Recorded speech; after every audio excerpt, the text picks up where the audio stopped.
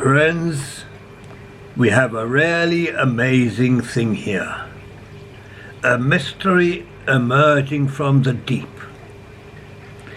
Last week, this heap of earth and stones appeared on top of this concrete slab. We have no idea where it comes from. Of course, the dog was blamed. But there is no way the dog could dig that out and make a nice mound here. He couldn't have brought this from somewhere else.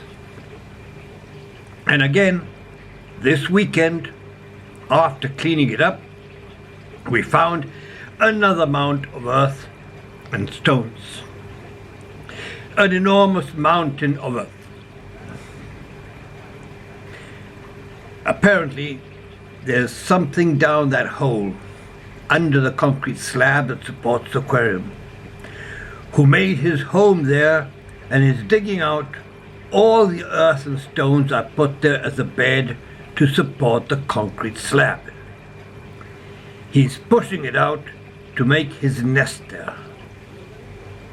But now, we've just noticed it's also digging out the support bed on the other side. An enormous amount of earth and stones that is supposed to help support the concrete slab. So, if the slab has lost most of its support there, we have a risk that the slab will crack due to the weight of the aquarium, and the aquarium will capsize. What animal is capable of digging out so much material?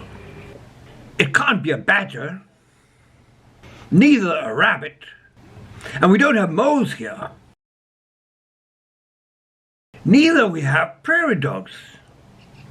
And that guy has other methods to avoid time in prison. The only thing it can be is a...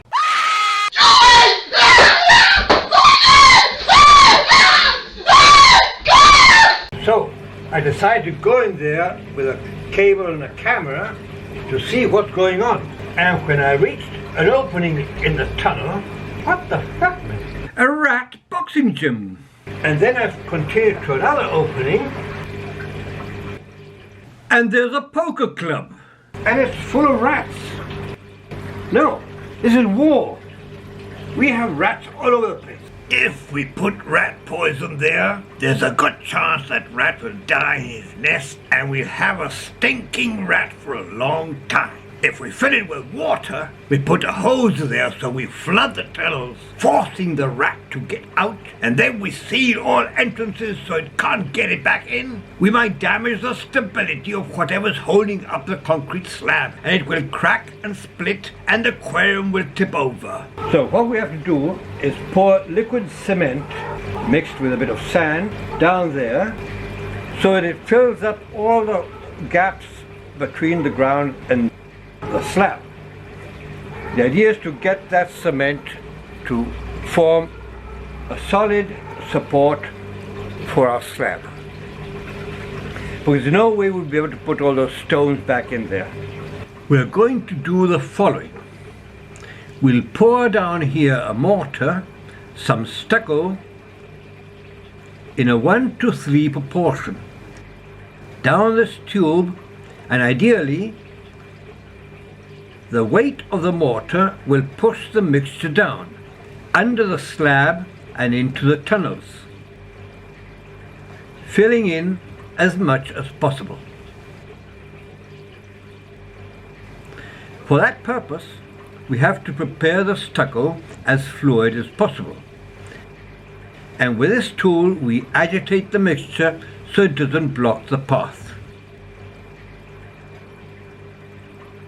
When we mix cement, sand and water in a transparent flask, we can see that if there is too much water, the heavier particles that are sand tend to gather at the bottom, while the lighter particles that are cement gather in the middle, and all the excess of water stays on top. To avoid this from happening and making our mortar worthless, we must agitate it permanently, hoping that any excess water will be absorbed by the earth. Additionally, to help the fluidity and strength of the mortar, I will add one more part of cement to make it a 1:2 proportion. So we'll put 4 parts of a 1:3 stucco, plus 1 part pure cement.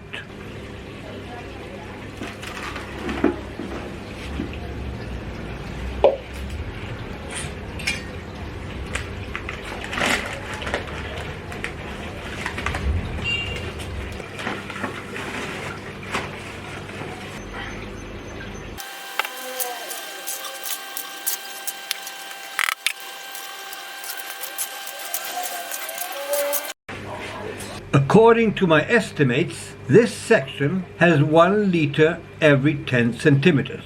So here we have about 5 liters. Then in this section we have about 1.5 liters. That will be 6.5 liters. And in the last section we have 1 liter. So in total we need 7.5 liters at least to fill the tube with mortar. There, it seems we have enough water, so it flows easily.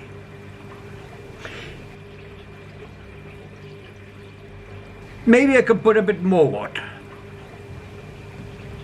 This fluidity should be enough, and hopefully we won't get pools of water on top of the cement. I have no idea if this will work.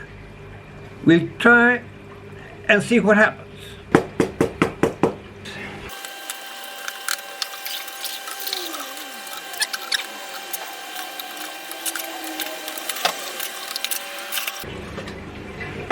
It's reaching the top of the tube.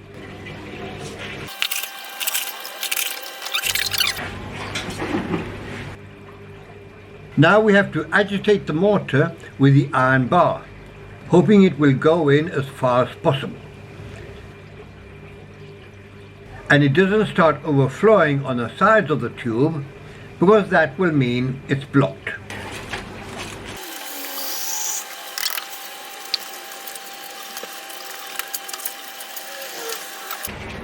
No, that's all it will go in. Look, I'll show you. There you can see that the mortar is starting to overflow on the sides of the tube, so it won't go in further. It reached that point and can't fill in more rat holes. If I pull the tube out, we'll see it still has mortar up to around here. There we can see there is still mortar where the 75mm union is. So now we must discard the excess cement.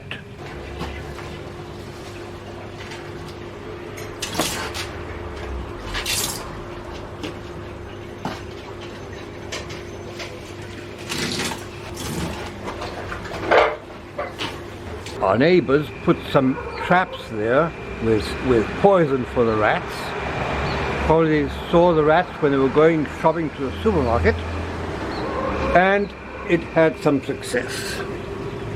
Luckily, the rat died in the yard and not in the nest. We have, however, signs that say that we still have rats burrowing in there. Okay, friends, hopefully with this the rats won't take over this place again. Now we've got rid of them. Sir, you got a message. A message? What's this? For all the blue blistering barnacles! It seems we haven't got rid of the bastards yet. The war is not over. That's how things are. Well, I hope you liked this video, and if you did, please remember, give it a thumbs up, share it, subscribe, and thanks for watching.